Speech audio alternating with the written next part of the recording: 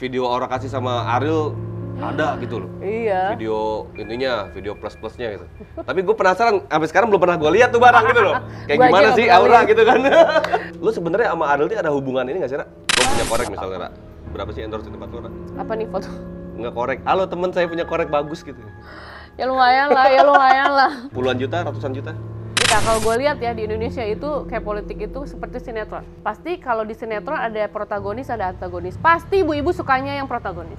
Pasti nggak suka yang antagonis. Mau nggak mau atau kadang-kadang jangan-jangan juga banyak juga artis yang udah mulai agak nggak laku dia mulai terjun di politik. Itu kebanyakan gimana lu ngeliat ya?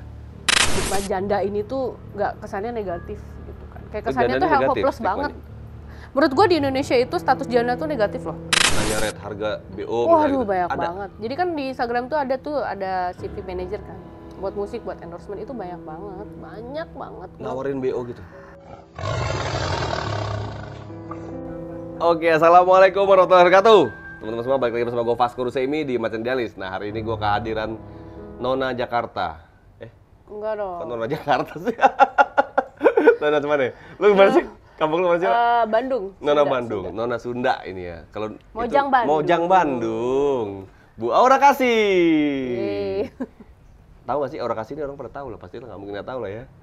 Lagu paling hitsnya dia ini, Mari Bercinta. Ra, itu bikin siapa, Ra? Ramean sebenarnya. Jadi ada manajer gue juga ada, gue ikutan juga bikin lirik. Anak-anak Armada, tau kan Armada band. Kita karena satu manajemen, jadi bikinnya bareng-bareng aja. Tapi Aura Kasih ini lebih seneng gue ngeliat Aura Kasih ini mungkin lebih ngeliat ini ya, bukan penyanyi malah yang gue tahu ya. Malah lebih ke artis. Lu film kan main kan? Film, sinetron, nyanyi. Iya, gue malah ngeliat lu malah lebih ke itu loh, bukan penyanyinya gitu loh, paham nggak, Ra? Lu tuh lebih seneng dilihat sebagai pemain film atau penyanyi atau apa sih? Kalau lu boleh pilih ya, lu lebih seneng disebut apa, Ra? Jadi sebenarnya dari awal karir tuh nyanyi, tiba-tiba ditantang buat acting kan di sinetron dulu tuh 2 tahun tuh sinetron. Habis itu film banyak akhirnya. Kalau lebih disukain untuk dibilang apa ya? Ya entertainer aja kali ya. Entertainer Tapi tuh kan menyangkut. ada entertainment kan luas ya, Ra ya. Lu pelukis juga. Aura Kasih ini pelukis loh. Tiap hari kerjanya ngelukis kan. Daripada gabut kan mendingan ngelukis. Anaknya juga diajarin ngelukis juga kan.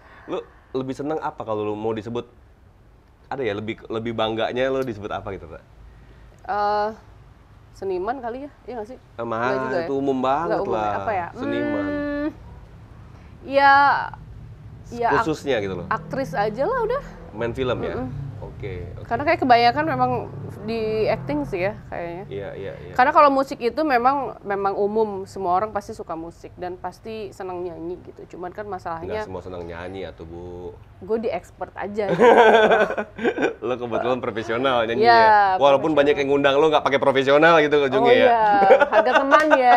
Gitu. Harga teman gitu kan. Pusing. Ra, lo kalau misalnya gini ya, kan banyak nih.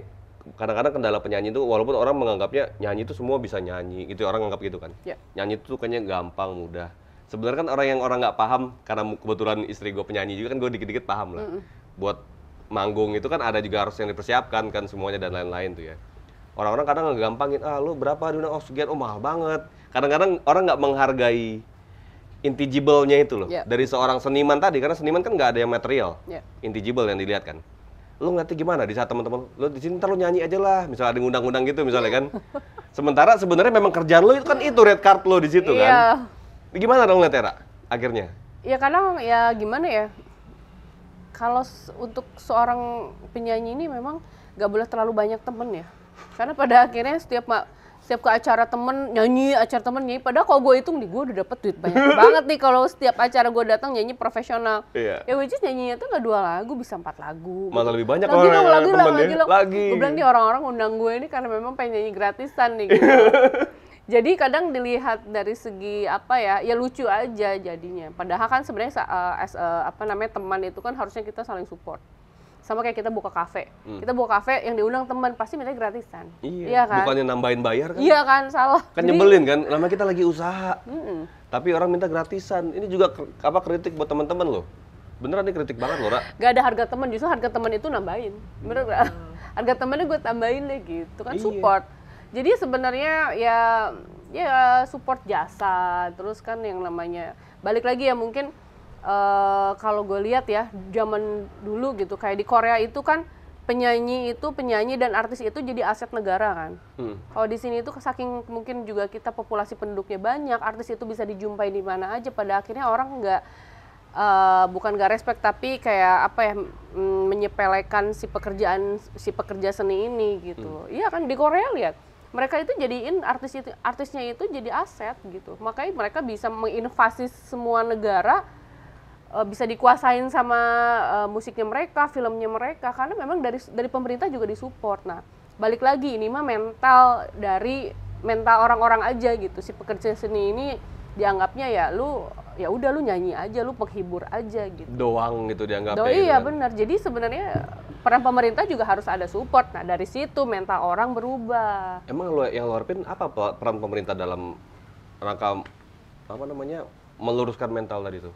Untuk kita. Iya, maksudnya seni itu kan maksudnya bisa ya kayak Korea tadi gue bilang kan pemerintah support, maksudnya supportnya gila-gilaan, mereka bisa ngeinvasi seluruh dunia gitu. Kebayang nggak sih sampai ke Amerika yang mereka tuh nggak ngerti bahasa Asia, tiba-tiba mereka harus mereka anak-anak kecil pada ngerti bahasa bisa. Korea. Nah itu kan invasinya gila-gilaan. Nah itu gue yakin banget pasti pemerintah juga support abis-abisan. Sedangkan di Indonesia ini kita masih bergelut dengan lu nyanyiin lagu gua, lu bayar, lu kena tuntut, kena ini. Padahal ya nggak win-win solution. Kenapa? Karena mungkin ada hal-hal di balik itu tuh yang belum dibicarakan dengan benar gitu. Dengan si pemerintahnya juga belum involve-nya banyak. Karena kalau gue lihat sih di Indonesia itu aset yang dibilang aset itu adalah bentuk fisik. Let's say mining, maksudnya kayak tambang atau apa yang ada yang bisa dijual. Material gitu. lah. Material. Sementara seni ini bisa loh gitu. Buktinya kan kita banyak juga artis-artis Indonesia yang memang udah go internasional, main film gitu. Itu aja kita udah oke gitu. Itu ya maksudnya support pemerintah aja lah dari situ. Dan lu ngeliat sekarang masih kurang? Kayaknya agak belum ya. Agak belum gitu. Maksudnya ya kita masih di kalangan di sini gitu. Tapi yang gue lihat sih kemarin-kemarin kayak dengan kayak pembukaan Asian Games, Asian Para Games itu kan dari segi seninya keren banget dan dilihat ternyata sama orang luar dan udah mulai sih beberapa. Tapi ya kita juga harus ngasilin karya yang bagus supaya kedengaran keluar. Nah, akhirnya kita harus butuh support aja sih. Gitu. Nah, kalau gitu gini loh, Ra. Lu di saat lo bekerja di dunia seni ini ya, mau lo nyanyi kayak mau lo main sinetron atau main film itu, dunia selebritas ini banyak banget godaan yang mungkin buat orang awam atau orang umum itu kemegahan, keglamoran dan lain-lain itu orang lihatnya masih tabu gitu ya. Di dunia godaan, lu paham maksud gue ya pertanyaannya godaan dari segala sisi lah. Gimana lo ngadepin itu? Lu tuh dikenal juga artis yang jutek. Iya kan? Dan memang jutek nih anak lo. Kalau nggak kenal dia jutek banget. Iya. Iya kan? Iya. Bener nggak, Ra? Banyak banget yang bilang. Aura kasih jutek gitu kan. Kalau nggak kenal dia begitu, tapi kalau ngajak ngobrol ngerocos mulu abis itu gitu kan. Gak tau malu akhirnya, malu-maluin. Gimana lo lihat itu, Ra?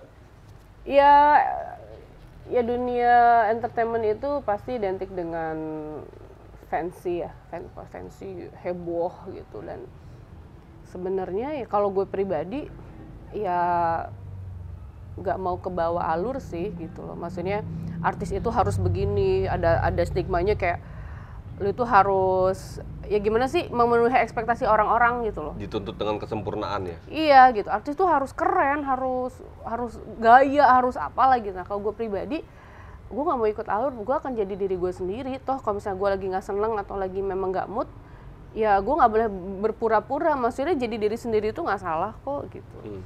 Dan yang pasti kalau gue pribadi sorry ya, kan beda-beda kan. Gue tuh jarang yang ngikutin tren. Orang lagi tren apa ngikut enggak, karena gue yakin tren itu akan hilang. Suatu saat akan hilang. Tapi jadilah orang yang punya karakter gitu. Karena karakter itu nggak akan hilang loh. Sampai kita udah tua, sampai udah nggak ada aja tuh kita tahu oh dia tuh ya dengan dia tuh khasnya ya begini gitu ya, karakternya dia seperti itu. Jadi kalau gue jujur bukan artis yang mengikutin tren sekarang lagi ngapain, gue ikut-ikut FOMO gitu loh, bahasa zaman sekarang. Jadi ya gue akan jadi diri gue gitu dengan style gue seperti ini, gak ngikut-ngikut dengan gaya gue segini. Terus ya orang nggak bisa lihat kan gue ada duit dan nggak ada duit, nggak ada yang tahu karena gue itu selalu berada di tengah-tengah. Makanya nggak keombang-ambing, nggak orang lagi apa kemana ngikut gitu kan. Istilahnya orang ada sekarang tuh kan kayak lagi sedih, lagi susah, curhat di sosial media, punya duit juga flexing. Nah itu kan kelihatan banget gitu loh. Nah, kalau gue tuh ya udah strategi aja. Kita nggak, kalau gue pribadi udah nggak butuh pencitraan dan nggak butuh validasi. Jadi ya udah gitu, mau nggak mau ya lu terima nggak gue dengan apa adanya, dan gue nggak beban dengan itu, dan gue nggak perlu harus mikir gue harus ngapain lagi, gue cari gimmick apa, gue cari sensasi apa gitu. Ya lu bisa terima ya syukurlah. Tapi lu dari dulu begitu? Apa dulu gitu juga? Dari Pernah dulu. mikirin gimmick-gimmick gitu nggak? Enggak, dari dulu. Tapi anehnya orang selalu menggimmick supaya ada yang mau jatuhin nama gue lah, ada yang gosip-gosip aneh-aneh lah gitu. Padahal gue tuh pribadi yang istilahnya anteng, gak pernah mau ribut, orang ngatain gue gimana gue diem aja, udah diem aja gitu. Alam semesta membentuk gimmick sendiri buat orang kasih. Makanya bingung nggak? Kenapa salah gue apa gitu? Mungkin ya balik lagi lah, oh mungkin ya gue pernah punya salah apa, mungkin gue harus ini apa, that's the price that I have to pay now. Ya udahlah gitu loh. Ada aja gitu orang tuh gosip-gosip apa, padahal gue kan perasaan lagi anteng-anteng aja deh. Gitu. Kayaknya Aura Kasih ini termasuk artis yang mungkin jarang digosipin sebenarnya kalau menurut gue ya. Jarang kena gosip, tapi dulu Aura Kasih ini kan artis lama nih sebenarnya. Artis lama ini mah. Ini udah pemain lama gitu. Old school, udah senior lah. Sampai sekarang namanya juga masih kedengeran gitu loh. Masih juga nggak yang bikin gimmick-gimmick aneh-aneh. Tapi dulu Ra, ini sorry ya gue agak ada pribadi gue nanya Ra. Dulu lo pernah ada gosip sama Ariel Peter Pan kan? Mungkin udah banyak yang nanya ya, tapi sorry ya, ini sampai katanya video Aura Kasih sama Ariel ada gitu loh. Iya. Video ininya, video plus-plusnya gitu. Tapi gue penasaran, sampai sekarang belum pernah gue lihat tuh barang gitu loh. Kayak gimana sih Aura gitu kan? Kayak gimana gitu kan? Nah, lu sebenarnya sama Ariel ini ada hubungan ini nggak sih, Ra? Kedekatan bener nggak sih lu sama Ariel? Nggak ada sama sekali. Sama sekali nggak ada? Makanya kadang gue bingung gitu. Padahal gue lagi anteng, lagi nggak ada apa-apa. Gaya gue juga gini-gini aja. Kenapa ya? Kok bisa tiba-tiba? Lempeng, tiba-tiba jedar, katanya ada gosip sama beliau gitu. Gue juga bingung. Tapi lu kenal sama Ariel kan? Kenal itu ya kenal sebagai kita sesama entertainer aja, kayak di panggung atau apa, tapi sekedar. Tapi lebih dari itu, ngobrol banyak sama sekali nggak pernah. Makanya bingung kenapa mereka berpikir kalau kok ada apa-apa sama gue gitu. Makanya balik lagi kan. Bener kan? Sempat ada gosip itu kan? Ada. Iya kan? Video, itu stres video banget gue Kasih. sampai ngomong di media. Gue tuh orang yang jarang banget untuk klarifikasi sebenarnya. Toh maksudnya gue nggak belum ngapa-ngapain. zaman Instagram juga lah ya. Belum, jadi gue bingung kan mau ngomongin di mana. Facebook apa Friendster? Dulu Facebook. Facebook ya. Facebook. Itu sempat stres karena kayak teman-teman kayak udah klarifikasi, cuman kan males ya gitu. Kalau gue muncul tambah banyak lagi beritanya, klarifikasi udah nggak apa-apa. Tapi gue pikir ya udahlah nanti juga akan terjawab sendiri, toh memang nggak ada kan. Tapi ternyata dihubung-hubunginnya sampai sekarang. Ada setiap orang tuh kalau ada orang baru ini nanya, benar nggak sih, gila ya gue bilang. Banyak yang kepo juga gitu, maksudnya kayak ya kenapa ada gosip ini gitu, aneh aja sih. Iya. Menurut lu kenapa, Ra? Akhirnya kesimpulan lu itu? Gak ngerti, karena ya balik lagi mungkin karena satu ya gue perempuan, terus habis itu dengan image-nya dulu kan tagline-nya seksi gitu, dan hot lah ya. Perempuan-perempuan yang seperti itu tuh kan enak banget jadi sasaran gosip miring sebenarnya. Jadi ya, tapi gue juga bingung ya. Sasaran kaum rebahan. Iya kan? Oh gitu loh. Jadi ya udahlah, maksudnya itu adalah bagian dari konsekuensi gue sebagai entertainer lah gitu, artis. Karena ya ini adalah harga yang harus dibayar dengan konsekuensi gitu. Karena kan zaman dulu tuh mau terkenal tuh susah, zaman sekarang tuh ribut dikit terkenal, ngata-ngatain orang dikit terkenal gitu kan, banyak pengen yang kayak gitu. Dah dulu tuh kan susah, mau terkenal tuh susah banget. Makanya gue pikir ya harus nempelin produser. Wah iya, zaman dulu begitu. Gitu. Tapi ya gue enggak ya, gue ikutan audisi loh. Jadi penyanyi. Padahal gue gak ada basic nyanyi, gue ikut audisi. Tapi fakta aja. Kan, Ra? Betul. Dulu begitu kan. Banyak. Yang baru-baru yang dari kampung nih misalnya kan. Iya, jadi apa ya? Susah lah jadi artis tuh zaman. Sampai laki nempelin laki loh. Oh my god. Iya kan? Iya dong. Ada banyak yang begitu kan, Ra? Pernah mendengar seperti itu, katanya memang banyak. Tapi ya balik lagi lah, saking orang tuh pengen jadi sesuatu ya, dikenal gitu. Sementara gue bilang Kalau gue tuh termasuk manusia yang sangat-sangat beruntung. Tuhan tuh ngasih banyak berkat banget gitu. Gue aja nyanyi, tiba-tiba jadi penyanyi, main film, segala macam tuh tanpa usaha yang berat gitu. Nggak banyak cawe-cawe. Nggak banyak hal-hal yang apa ya, nggak banyak usahanya gitu loh sebenarnya. Jadi gue pikir ya gue beruntung, ya udahlah. Jadi ya keberuntungan itu mungkin ada plus, ada apa namanya ya, ada yang suka, ada enggak gitu.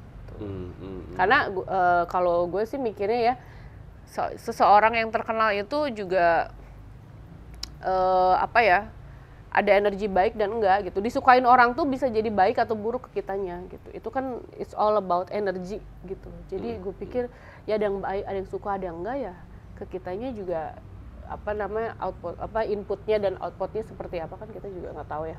Makanya udahlah mengalir aja. Kadang dikenal orang itu ya tadi bener, gue setuju banget Ra. Lu bilang ada konsekuensi negatif sama positifnya. Ada yang seneng, ada yang enggak.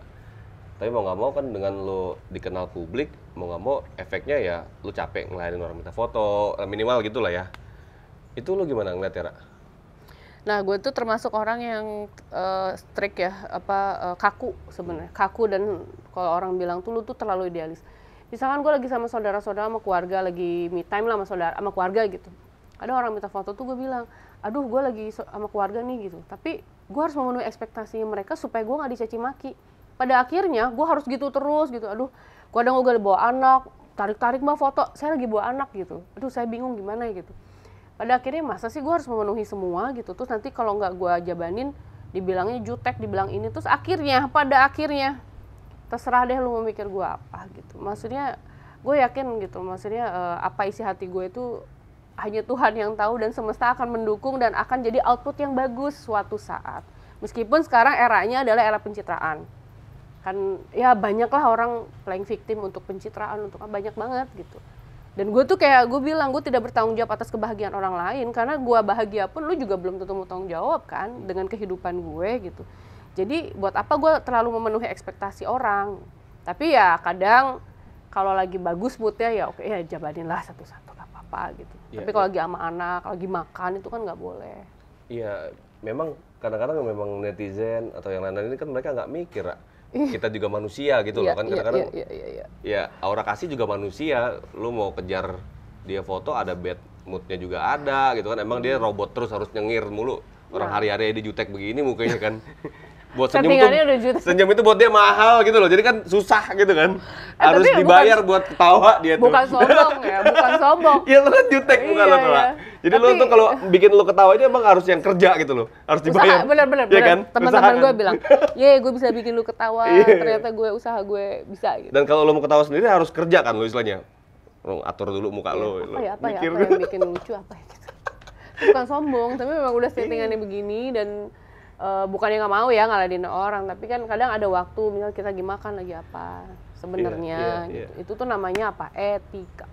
Iya, nggak bisa lu harapin juga dong iya mereka. Kan nggak bisa, makanya jadi ya kita harus memenuhi ekspektasi orang. Nggak mau deh ya. Makanya gue tuh bilang gue tuh kaku karena ke teman-teman gue pun gitu, kayak gue tuh strict banget dengan yang namanya etika. Lu nggak boleh gitu tahu, orang tuh gini. Ternyata hari gini tuh orang tuh nggak bisa seenaknya. Jadi gue harus membaur dengan itu dan harus menerima itu. Oke. Nah, lu juga ngejalanin beberapa bisnis sekarang nih. Lu ngerasa kebantu nggak dengan lu jalanin bisnis dengan ditambah intangible keterkenalan lo itu? Kebantu nggak? Lu ada bisnis kosmetik, ada F&B, ya? ada skincare. Ya masih baru lah. Tapi ya balik lagi ya, itu kan modal ya. Modal nggak harus uang loh, kan modal banyak. Bener, makanya calo ada harganya. Betul. Iya. Pertemanan. Oh iya dong. Calo kan pertemanan. Iya dong. Calo berapa persen nih kan? Calo padahal. Jadi sebenarnya kenapa di bisnis ini gue bilang gue nggak pernah ngemodal, karena gue pikir nama gue sendiri udah ada value-nya loh gitu. Jadi gue nggak mau ngemodal ya gitu. Kan lu jadi less promotion dong. Kalau lu promosi kayak gue aja, kadang orang mau promosi ke gue di Instagram harus endorse gitu kan, ada harganya berapa ya, kita kaliin itu aja gitu. Berapa sih rate-nya Aura Kasih ini endorse? Aduh, berapa ya? Kalau kita mau masukin korek nih, Ra. Aduh. Promosiin korek gue dong di Instagram lu. Koreknya berapa, harganya di Instagram ini berapa kayak gitu. Tapi kalau company-nya besar, gue kasih gede. Tapi kadang kalau UMKM gue punya korek misalnya, Ra. Berapa sih endorse di tempat lu, Ra? Apa nih foto? ngekorek. Halo teman, saya punya korek bagus gitu. Ya lumayan lah. Tapi milih. Puluhan juta, ratusan juta? Ya sekitar. Wow. Sekitar. Kan orang-orang bilang gini ya, enak ya jadi artis, endorse bisa dapat ratusan juta. Prosesnya kurang. Lo pikir tiba-tiba orang jadi begini? Enggak juga lah. Wah prosesnya. Kan orang banyak yang ngargain itu loh. Kok mahal banget kak gini. Iya. Nggak ngeliat prosesnya. Bangun Instagram kan, bangun followers itu kan istilahnya ya. Sampai ada mereka tuh hire content creator sampai bikin gimmick, itu kan usaha loh gede-gedean. Bikin gimmick itu buat apa? Buat naikin harga endorsean. Sebenarnya itu. Jadi ya usahanya gila-gilaan. Hebat sih, hebat. Gue salut sama beberapa teman-teman artis yang tiap hari mikirin gue besok ngapain ya buat konten di Instagram gue, buat apa ya. Lu ngapain sih mikirin ginian sampai nggak bisa tidur gitu? Iya buat naikin harga endorsean gue gitu. Makanya balik lagi. Jadi kerjaan keartisan ini nggak akan jadi prioritas utama, makanya merambahlah ke bisnis untuk mencoba keluarlah sedikit-sedikit dari dunia entertainment ini. Gitu. Bisnis lo itu semua bisnis lo deh. Kalau lo hitung-hitung, lo lebih untung jadi artis apa jadi lebih menghasilkan dari sisi bisnis atau jadi artis? Karena bisnisnya baru ya, jadi nggak berasa banget. Belum berasa banget. Tapi kalau belum dibilang, gitu berasa ya. Tapi kalau dibilang dari artis ya lumayan banget gitu. Tapi ya lu harus tipes dulu gitu kan. Harus ya seminggu berapa kali masuk rumah sakit dulu lah. Kayak sinetron tuh kan kita pergi pagi pulang pagi tuh ada beneran. Yeah. Gue ngalamin itu zaman dulu sinetron itu ya. Kita tuh pergi jam 9 pagi, itu pulang jam 5 pagi. Orang ke pasar kita baru pulang ke rumah, tidur sebentar balik lagi. Kadang nginep di lokasi, itu perjuangannya gila-gilaan. Jadi kalau stripping ya? Iya, dulu stripping dan itu sampai 2 tahun, setahun gitu loh. Banyak dong duitnya orang berarti kan. Ya lumayan lah, Bu. Lumayan, makanya kadang ada orang gosip-gosip yang dia kok ini ngapain lah, emang lu pikir gue nggak dibayar sinetron? Gila, gue petipes-tipes, gila ya, petipes gitu loh. Ini dibayar lah, nyanyi kayak gitu cuma sejam, ya dapat berapa ya lumayan. Maksudnya apa? Orang gosipin lo di pelera gadun gitu? Iya kayak gitu-gitu kan, kayak kok bisa sih, kok bisa? Ya bisa lah, gue lihat di YouTube sinetron gue banyak. Berapa harganya? Gue banyak. Ya Allah gitu kan, ada aja. Makanya kan balik lagi ada aja, apalagi lihat gue single, perempuan, tagline image-nya seksi itu pasti orang tuh aneh-aneh gitu, pasti negatif, terus makanya jadi sasaran gosip miring. Iya. Kalau ada orang gosip gitu, cek YouTube. Tonton tuh, gue ada sinetron gue sampai ada di Malaysia, sampai gue gituin, gue dibayar dong, masa gue dibayar gitu. Iya. Gitu. Tapi Macan Delas nggak bisa bayar lo gimana, Ra? Apa tuh? Macan YouTube. Oh, kita teman. Oh iya. Ini gue yang mau. Gue nggak enak jadi. Gimana caranya ini kan? Oh iya, teman lah kita kan. Iya. Santuy. Nah terus itu dari dunia bisnis. Lu juga gue dengar juga nih, lu sempat juga terjun di salah satu partai politik. Ngapain? Nah itu gimana ya? Jadi kan bener nggak? Lu sempat di partai kan? Iya. Tapi ini lucu nih, belum masuk partai tapi udah direkomendasikan untuk jadi caleg DPR RI. Padahal belum masuk partainya tuh, belum sama sekali. Jadi memang dari awal Jokowi periode 1 itu udah banyak banget yang minta DPR RI. Partai mana, terus ya ada ini kita kasih segini deh buat caleg atau apa. Dibayar lagi? Bayar. Ya kalau gue pribadi ya, gila gue beruntung banget, alhamdulillah gitu, orang tuh sampai gimana, tapi gue dibayar untuk masuk gitu. Tapi karena mungkin saking gue tuh agak idealis, gue pikir politik is not for everyone. Gue penikmat politik, gue penyuka politik, tapi gue tidak mau ada di dalam sistem itu gitu. Okay. Karena kalau menurut gue pribadi, gue akan terkungkung kalau ada di partai itu, gue akan terkungkung. Sementara gue sebagai selebriti itu kan jangkauan gue luas, link gue banyak. Tetapi kalau udah masuk di dalam satu sistem, istilahnya ya satu partai, kadang ada rasa gue mau ke si ini nggak enak, ke si itu nggak enak, pasti ada kayak gitu. Makanya gue pikir ya politik is not for everyone, mungkin bukan buat gue juga gitu. Akhirnya saya mundur aja deh. Tapi bener itu? Ya. Sempat lu tawarin jadi caleg, emang banyak partai yang nawarin lu, Ra, buat nyalek? Yang mau bayar itu? Dari Pak Jokowi periode 1 sampai kemarin sampai sekarang. Partai mana aja? Banyak. Ya banyak. Biru. Oh, ada warna biru. Ya balon lah, balon. Merah juga? Ya ada ya inilah apa? Kuning. Ya balon. Gerindra belum nawarin lo kan, Gerindra? Balon. Gerindra belum nawarin lo kan? Udah nawarin belum Gerindra? Dulu sempat ada sih. Oh sempat ada, siapa yang nawarin dulu? Lupa. Tim ses kan. Oh iya. Ini Gerindra nawarin juga, orang kita terbuka banget. Tapi Gerindra nggak bisa bayar artis masalahnya. Tergantung. Tapi kalau orang idealis itu tidak selalu harus uang loh. Iya. Jujur. Kadang misalkan gini. Itu sampai miliaran udah ditawarnya untuk masuk ke partai itu. Misalkan gini, gue ditawarin nyanyi private cuma 30 orang, dibayarnya gede-gedean. Tapi ini nggak tahu nih yang nonton gue siapa. Gue rasa gue nyanyi apa mereka nggak ngerti gitu kan. Akhirnya gue kayak penyanyi kondangan, request dong lagu ini dong gitu kan. Dia nggak tahu lagu lu padahal gitu ya. Iya, lu pengen lihat gue aja kan. Gitu. Paling satu lagu lu tahu gitu. Nah, sementara ada di salah satu festival, ini murah nih harganya, gue ambil. Kadang gue nombok nggak apa-apa. Kenapa? Gue mau bawa anak band ini, jadi megah di stage gue tuh megah gitu loh. Kalau pengen juga ada itu karya itu. Iya, ya. jadi, nah ada begitunya. Gue tuh kadang tidak semua itu dilihat dengan uang. Tapi kalau itu bisa memuaskan kita punya idealis ya nggak apa-apa gitu. Maksudnya gue nggak perlu dibayar atau mungkin gue nggak usah mahal-mahal kok nggak apa-apa. Sama kayak endorsean, kalau UMKM minta dibantuin, gue bakal bantuin gratis. Karena kan kita harus mendukung produk lokal lah gitu. Tapi kalau company sudah besar, ya gue kasih harga besar. Lu juga pasti punya untung banyak. Masa nggak ada sih buat bayar gue gitu loh. Jadi sesimpel itulah pemikiran gue itu gitu. Nah balik lagi ke partai karena gue mungkin terlalu idealis dan nggak mau ada di dalam sistem. Ya udah deh kayaknya nggak cocok. Jadi memilih jalan yang lain. Lu menolak untuk ikut terjun di politik praktis, tapi lu mencintai dunia politik tapi ya suka banget. Gue tuh mengikuti banget dan makanya kenapa direkomenin. Lu seberapa ngikutin sih, emang isu apa sekarang yang paling hit sekarang nih di politik? Kita tes juga orang kasih. Ya banyak lah, baru kita tonton kemarin. Apa yang paling lagi hit sekarang, Mbak? Ya kayak sekarang lagi heboh Demokrat kan, gara-gara ditinggal Anies kan, ganti orang kan, maksudnya itu satu-satu. Tapi menurut gue gini, ada pengkhianatan gitu ya. Politik itu nggak boleh baper karena namanya juga politik. Dalam kehidupan sehari-hari aja kita punya strategi, ya itulah politik. Atau jangan-jangan baper itu strategi juga kali nggak?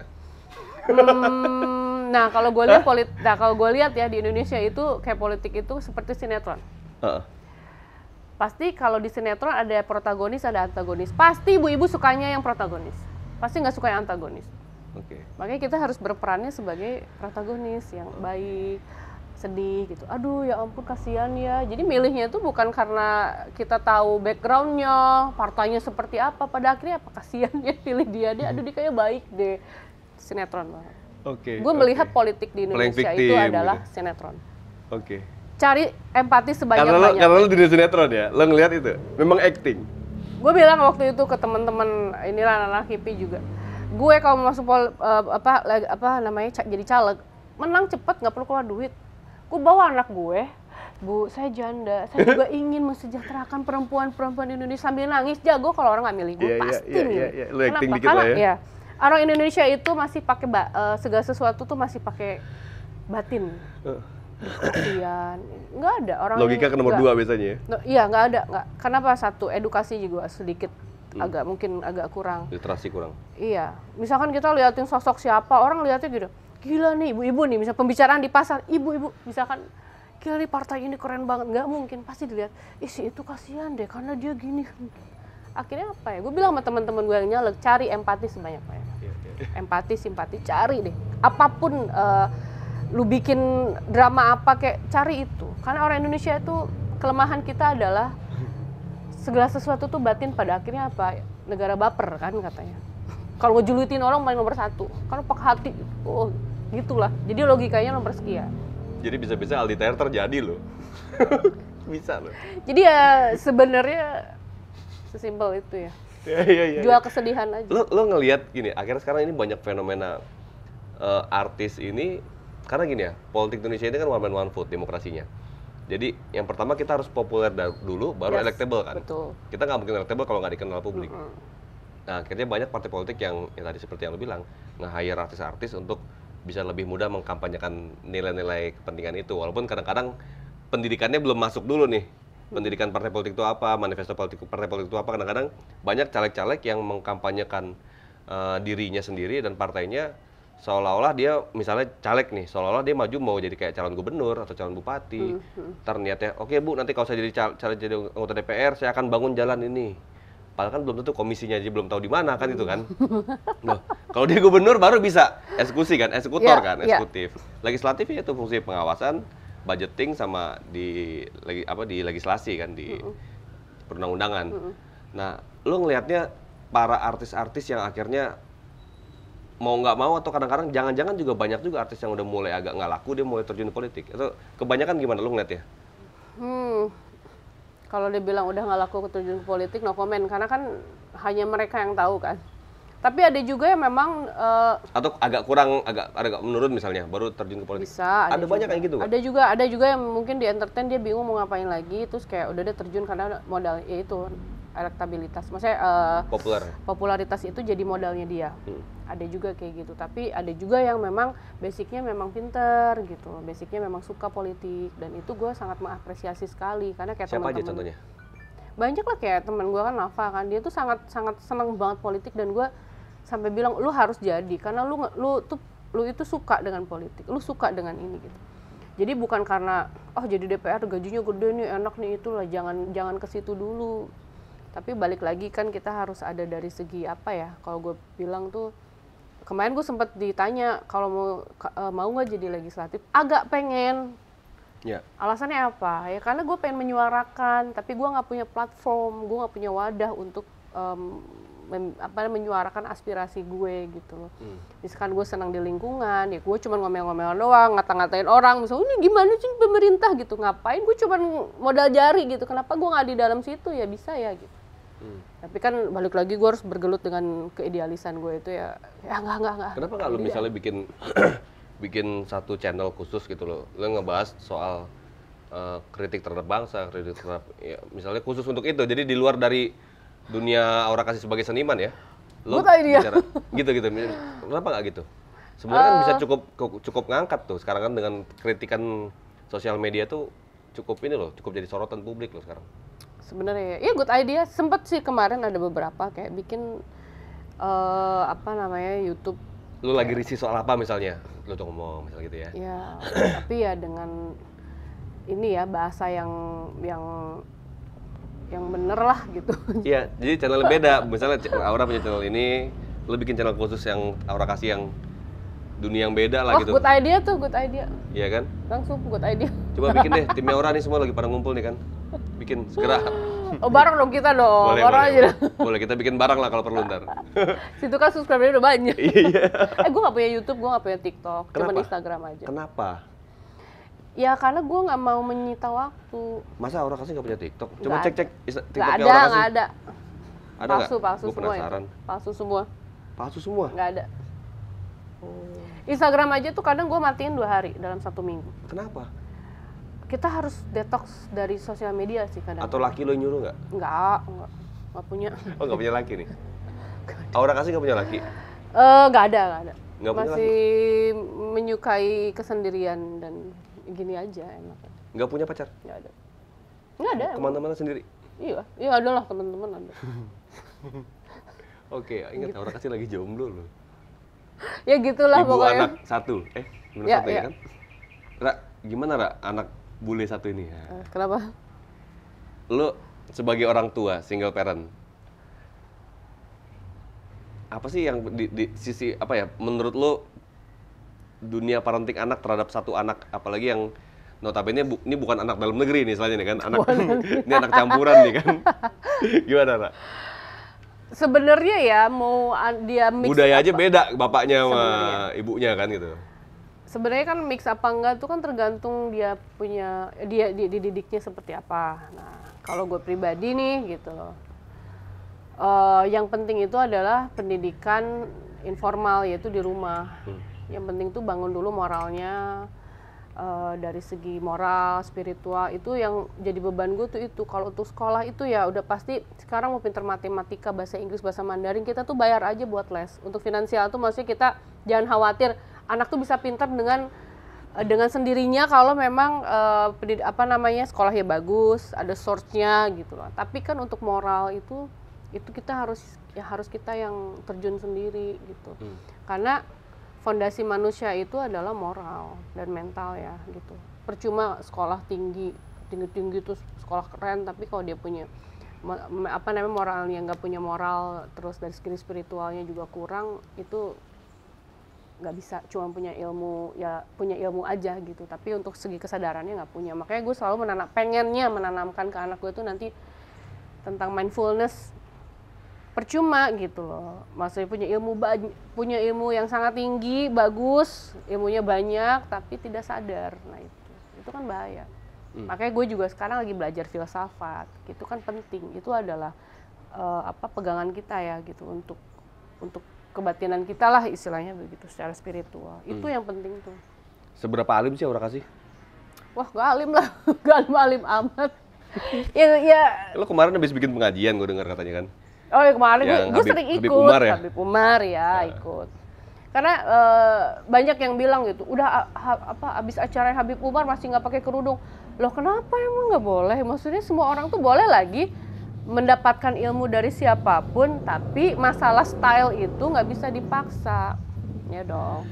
Jadi ya sebenarnya banyak banget itu yang DM komen atau apa, bisa acara Habib Umar kok masih nggak berkerudung gitu. Loh, kan Habib Umar aja istilahnya orang aja tidak memaksakan, karena sesuatu itu nggak bisa dipaksain. Ya orang gini kan, Ra. Orang idealis ini kan masing-masing beda-beda, Ra. Ya. Idealisnya versi Aura Kasih beda, idealis versi netizen yang komentar itu juga beda gitu loh. Makanya kadang-kadang bilang, wah lo nggak idealis.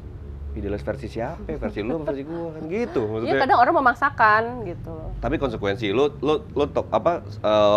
tokoh publik kan istilahnya kan, yang memang orang berharap ideal versi kepala dia gitu kan. Betul. Itulah kita harus memenuhi ekspektasinya dia sebenarnya. Ya alim gak alim itu kan urusan kita ya masing-masing. Soal spiritual kayak gitu tuh kan kita nggak bisa maksain lagi. Kita tuh nggak boleh memaksakan orang sama kayak kita gitu loh.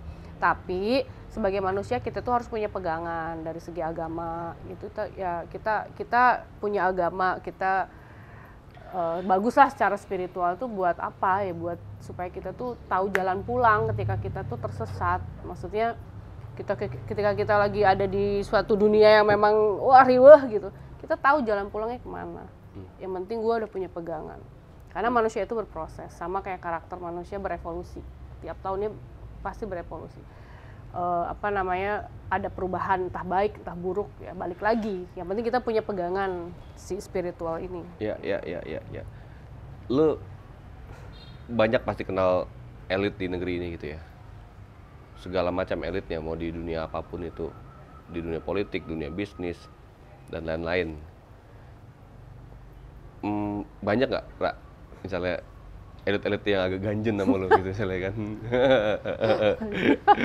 Waduh. Ya ada aja. Ngundang ya ada beberapa kayak ngundang nyanyi atau apa gitu. Tapi kan nyanyi bukan pengen denger lagu Mari Bercinta ya.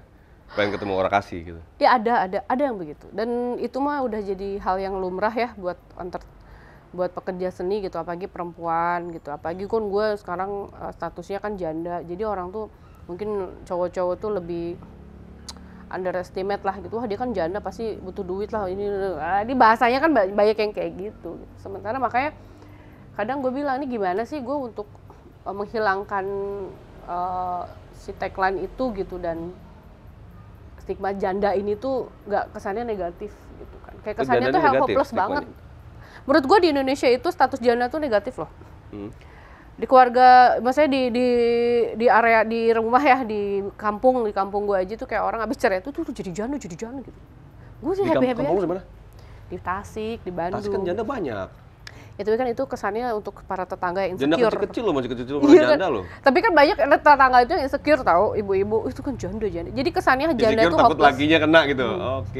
Jadi pasti negatif. Kenapa? Karena dipikir janda itu tidak ada yang menafkahi.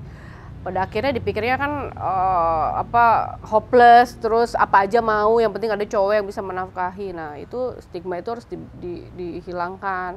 Makanya gue pengen jadi perempuan yang mandiri supaya gue bisa ngasih tahu ke orang lah gitu. Gue bisa kok jadi independent woman gitu.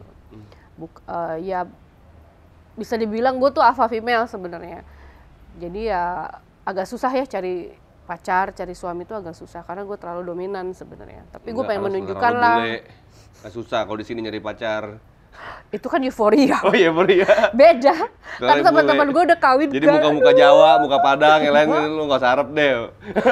Itu euforia. Nggak itu boleh, euforia. nggak boleh deketin lo kalau orang Indonesia. Enggak ngaruh sebenarnya. Mental juga dong. Enggak apapun itu ya, suku apapun, karena tuh gue termasuk yang random, tahu gue nggak boleh, ada juga yang memang orang Indonesia juga banyak. Tapi yang penting tuh chemistry. Kalau udah chemistry itu ya orang cinta tuh udah lupa tahu, lupa fisik, lupa apa gitu. Yang namanya perasaan kecil. Lu termasuk orang yang pacaran itu nggak pengen dipublis nggak? Iya, nggak pernah publis. Nggak pengen dipublis? Nggak mau. Oh jadi pacar lo sekarang nggak dipublis nih ya? Nggak ada. Kalau ada, ya nggak dipublis juga. Mancing. Nggak ada. Yang lo kesana kesana sini kan nggak lo publis tuh. Yang motoin dia kan? Teman. Oh teman. Oh teman. Bisnis. Bisnis ya. Iya. Gitu. Ngeri loh orang kasih ini. Nggak punya pacar. Nggak punya Ya, pacar. itu susah balik lagi. Beberapa cowok pernah bilang gue. Nggak marah pacar lo, Ra? Bilang lo nggak punya pacar Emang gini. nggak ada. Iya, oke, emang nggak marah dia? Deket-deket aja. Oke. Deket-deket aja. Nggak apa-apa Karena tuh ya? banyak yang takut soalnya ke gue itu tahu. Karena Kenapa mikir, takut? katanya kamu terlalu dominan, kamu tuh alpha female. Jadi kayak mungkin gue tuh tipe yang disuruh ini, suruh itu tuh gue kadang ada debatnya. Aku mau pergi ke sini misalkan. Kamu gak usah ke sana. Gue selalu bertanya, kenapa saya nggak boleh ke sana? Alasannya apa? Terus coba jelasin. Nah, itu kan ribet.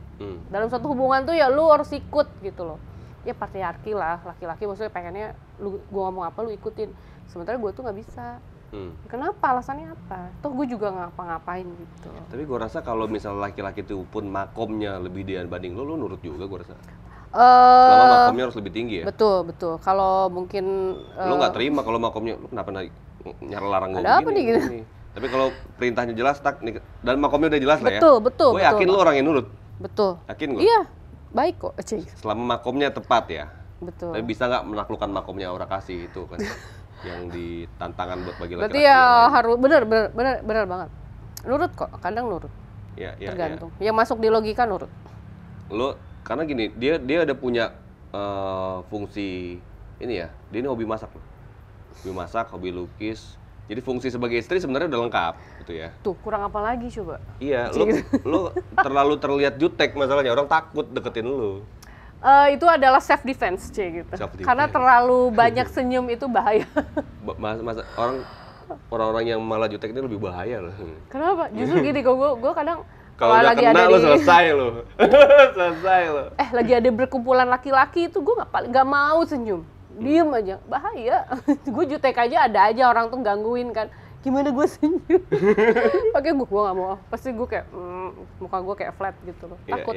Lebih ke itu takut. memang settingan, memang udah dasar lo begitu kan, ya, bukan udah settingan begini. kan? Ya kadang disetting, tergantung tergantung keadaan. Makanya kan kadang terlalu banyak dekat dengan laki-laki tuh nggak baik, image-nya juga nggak baik. Pada akhirnya harus milih-milih banget, makanya nggak boleh tebar pesona. Gue tuh paling nggak bisa. Iya. Tebar pesona. Kalau ini Ra, kalau misalnya ada kejadian-kejadian yang yang lo amatin sekarang di dunia politik nih. Pilpres nih, sebentar lagi Pilpres nih, Ra. Lo ngelihat besok ini, menurut lo, bacaan lo ada berapa calon besok kemungkinan? Ya 3 lah ya. 3 calon? Oke, siapa aja? Yang gue tahu sih Prabowo, Anies, Ganjar. Nah, gue pengen tanya pendapat lo masalah soal ketiga calon ini nih. Lo udah sebutkan satu-satu masing-masing. Gimana soal Ganjar menurut lo? Ya elektabilitas, kita bicara soal elektabilitas ya. Semua orang tahu lah. Dan kalau gue bilang tim sosmednya jago. Ya dia jago untuk ngambil simpati.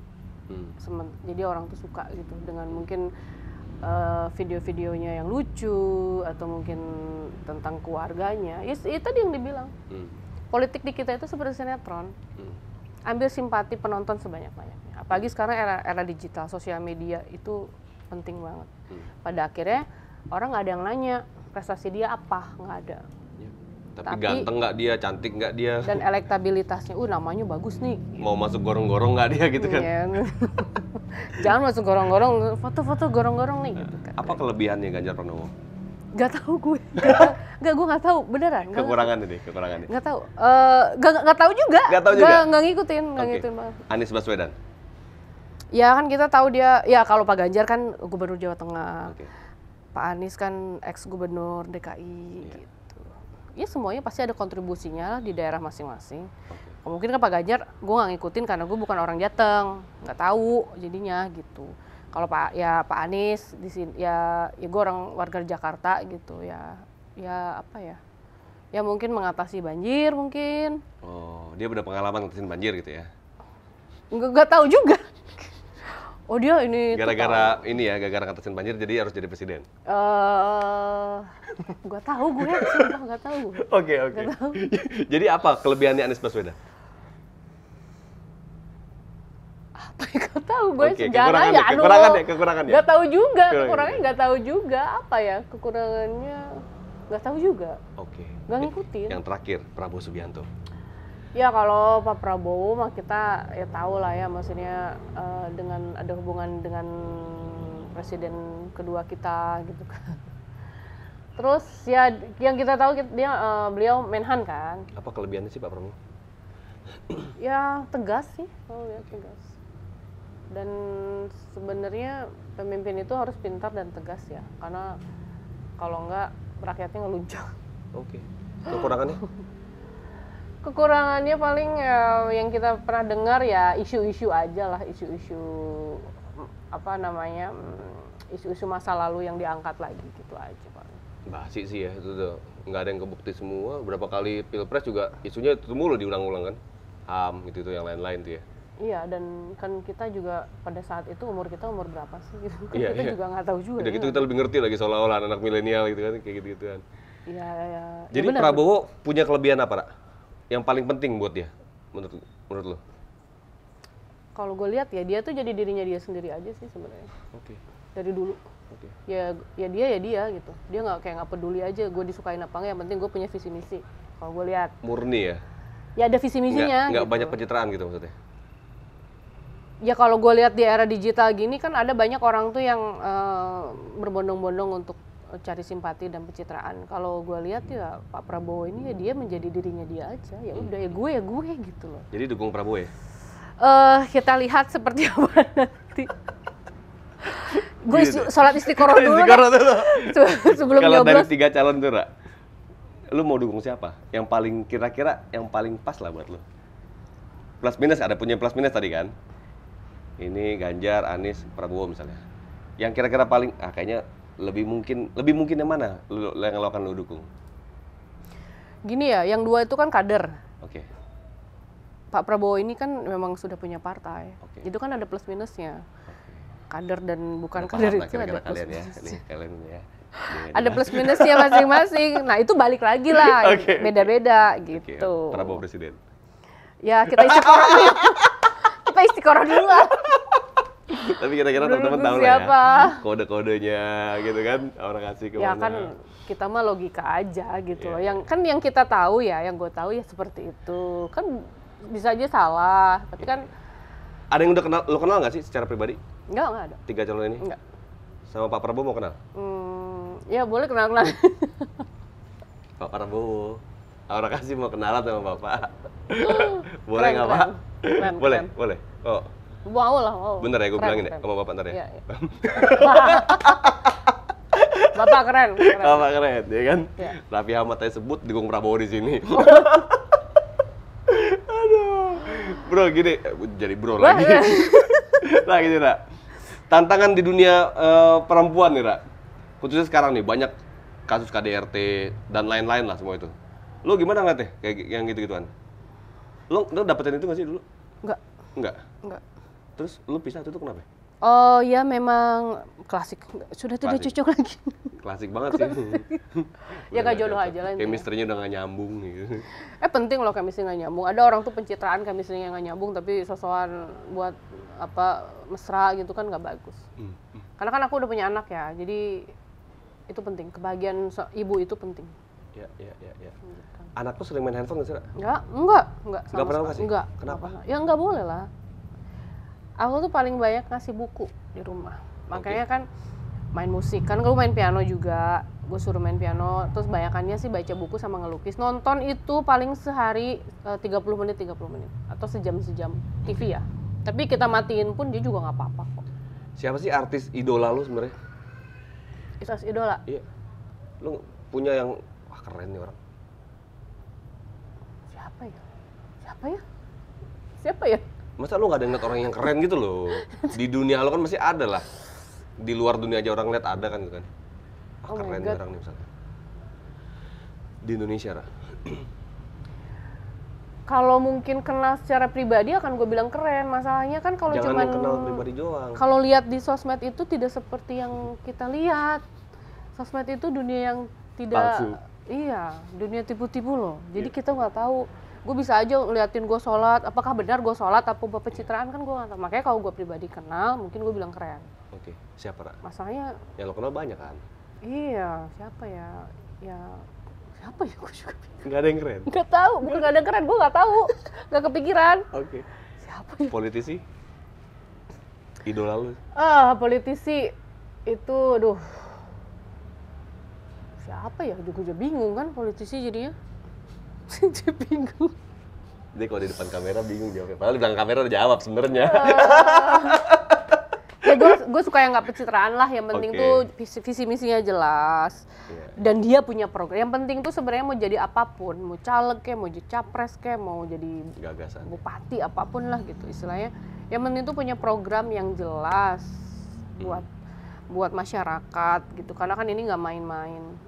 Dulu Pak Jokowi bilang revolusi mental. Nah itu kan programnya seperti apa. Dan gue berharap untuk calon-calon presiden sekarang diterusilah programnya Jokowi revolusi mental. Karena menurut gue nih Indonesia sekarang di era digital sekarang tuh isunya lagi mental issue.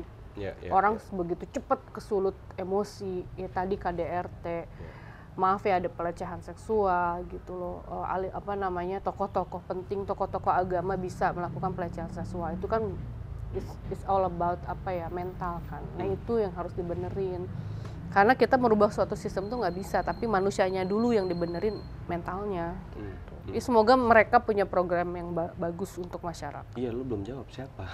Apanya? Idola lu. Belum ada. Dia bahasanya udah kayak politisi muter-muter Belum gila lu. ada. Gue tanya tokoh idolanya politik siapa? Ya, aduh, belum pernah ngobrol sih, jadi nggak tahu ya. Masalahnya cuma lihat di sosmed Pak aja. Prabowo, Aura Kasih mau ketemu. Ya kan intinya belum Ini pernah nanti lihat. ditonton Bapak nih ntar nih, Ra. Oh iya. Ngomong lo, Ra. Iya. Oh, Pak Prabowo dong. Pak, Pak, keren Pak. ngomong dong Pak, saya mau ketemu dong. Gitu, Ya boleh Pak ketemu Pak, Bapak keren banget.